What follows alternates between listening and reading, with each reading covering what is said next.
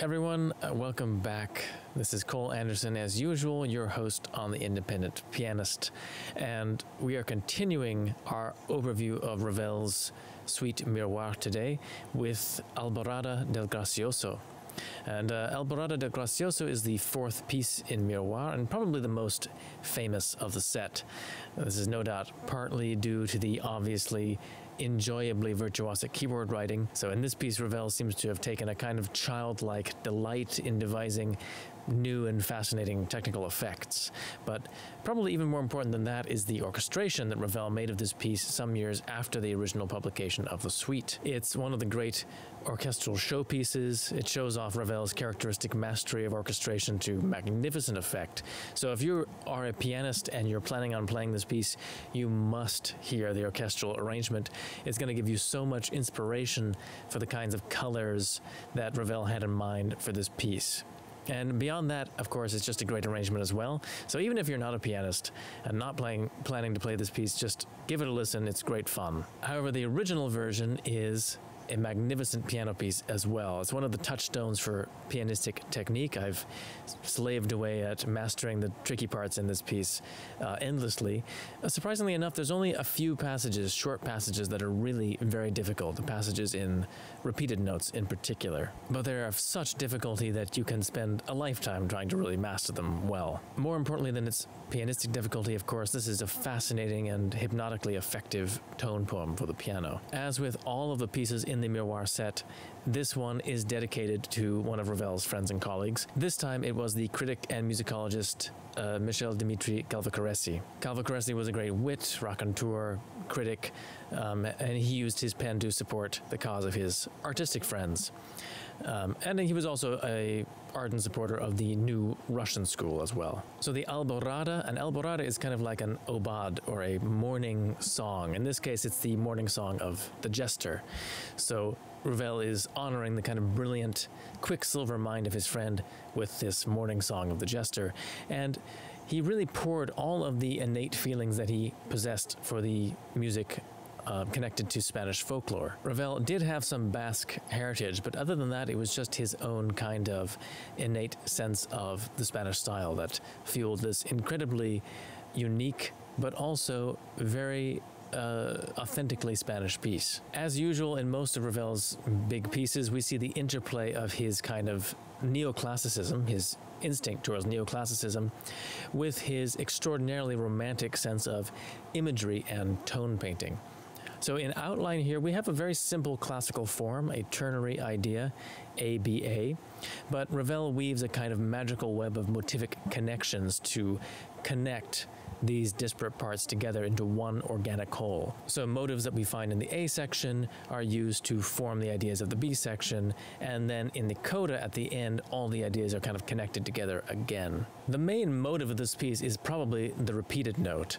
It starts out life as just a simple triplet motive at the beginning, but then it becomes repeated notes toward the end of the A section, and they're devilishly difficult from the point of view of technical virtuosity. But the extraordinary thing, which you don't realize at first, is that in the middle section, the repeated notes are slowed down to this kind of monotonous meditation on a single pitch, which creates this incredible kind of eerie intensity of emotion. And it's not obvious at first that there's this connection, but it really is there, this kind of meditation on a single pitch.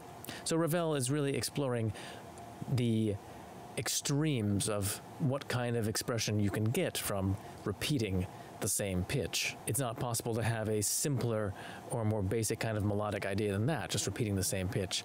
But Ravel really shows what you can do with that idea. Taking the orchestra and the piano out of the picture for a moment, and just taking the pure music, we can immediately discern that there's another instrument kind of hovering in the background of the sound world here. And that is, of course, the flamenco guitar. The opening chords, arpeggiated chords of this piece clearly evoke the kind of harshed, strummed chords of the flamenco guitarist.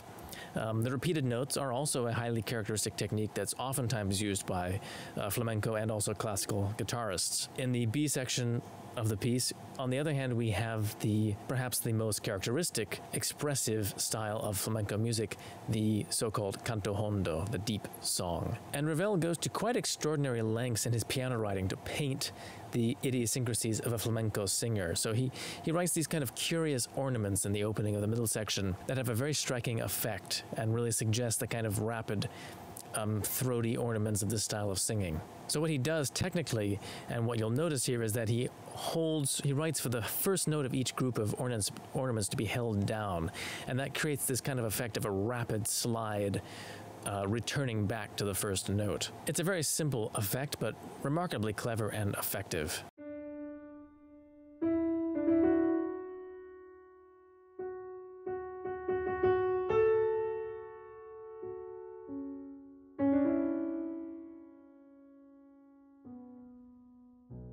In the outer sections, of course, there's also the obvious evocation of castanets and dancers in the thing that I've labeled as the second theme. And as I was saying before, there's kind of a motivic interconnection. This second theme also returns in an altered, inverted form as the climax of the B section.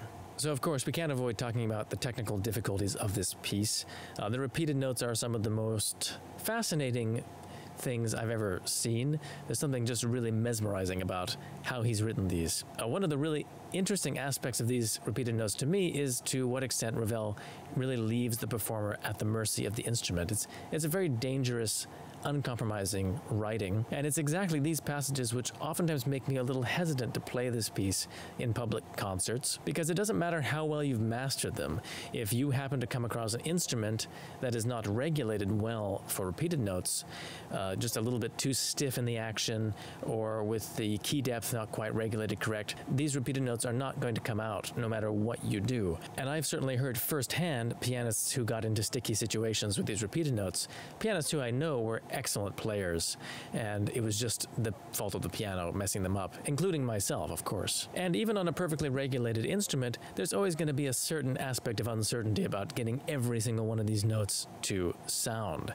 So after a while, you can't really worry about note perfection. It's going to come out differently every day that you play them on every different instrument. So you have to kind of have a devil-may-care attitude and just go for it. And then, of course, there's also the glissandi in double notes. These are pretty famous and very rarely found in piano repertoire. Again, probably because they depend so much upon having a piano with the right kind of action, the right kind of lightness to the action, and smoothness to the edge of the keys that actually allows these sort of glissandos to happen. The only other repertoire that I can think of off the top of my head that has double note glissandi were in some of Liszt's works. Not that many, just a few here and there. So when you're practicing these, the best advice I can give is don't practice them too much. Only your nail should come into contact with the keys, and you can spare your hands as much as possible by trying to keep your fingers directly vertically upright as you play these glissandi. So try not to let the actual flesh of your finger come in contact with the key as you're doing them, and that will save your hands a great deal of pain.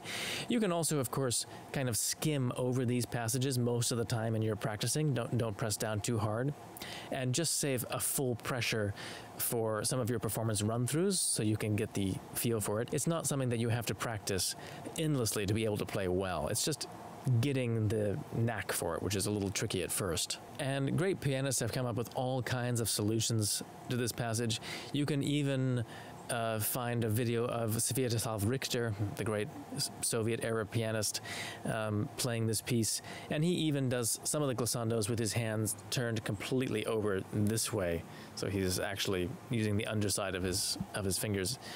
Kind of an unusual approach, but it evidently worked for him. He could actually get the right interval that way. So another thing you could try. I tried it after watching that video, but I ended up just sticking with a more standard kind of fingering. So also another disclaimer, I'm not sure why I've been doing this so much lately. I feel like I've been saying this in every video the last couple weeks, but I did make another very slight change to the text in this video. So in this passage, I changed a single note again, turning a chord from minor into major. And I don't know why I liked this better at that moment. It makes this passage less symmetrical. It's actually, it's a sequence, and the first time it goes to a minor chord. And so I kind of instinctively wanted to change the color of the passage to make it go to a major chord the second time. So I don't know. There's always the debate there. Maybe this is a little bit too arrogant to change things like that. I'm not even sure if it was a good change to make. I just kind of went with it, and I ended up liking that take a lot, so I just kind of kept it in. But maybe I would actually play it the way Ravel wrote it in another future take. Just give me your indulgence there. But otherwise, I hope you do enjoy this performance. Please do consider supporting the channel as usual. You can do that very easily through patreon.com if you want to make a sustained donation to this content. www.patreon.com/independent pianist. Even just a couple dollars a month would be really helpful to me for continuing to bring you this content. Or you can also make one-time donations. I have links for PayPal and Revolut in the description box. Or if you're interested in studying piano, I teach online. I still have some space in my studio, so feel free to drop me a line and we can set up a consultation about doing some lessons if you're interested in that as well. But until next time, this is Cole Anderson signing off.